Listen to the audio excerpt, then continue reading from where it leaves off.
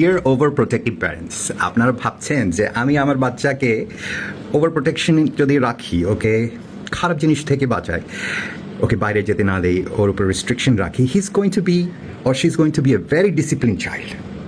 সমাজে সবাই তাকে নিয়ে বলবে যে আপনার বাচ্চাটা এত ভালো, আপনার মেয়ে এত সুশীল, এত ভদ্র, হ্যাঁ রিলেটিভসরা সেই বাহ বাহ বাহ বাহ করবে, রাইট?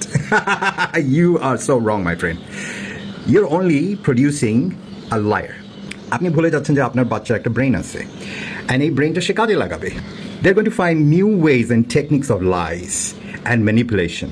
তো আপনার over protection is not disciplining them, it's making them liars and ম্যানিপুলেটার্স।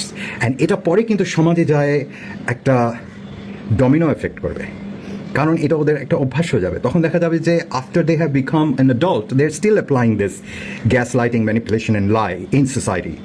তাহলে কি আপনি ডিসিপ্লিন চাইল্ড বানাচ্ছেন না, আপনি actually responsible for destroying our society.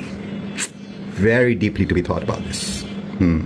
For a change, stop listening to পাশের ভাবি কী বলবে অ্যান্ড আত্মীয় স্বজনরা কী বলবে, because they don't give a crap. They are waiting to see your child fail. So start listening to your kid.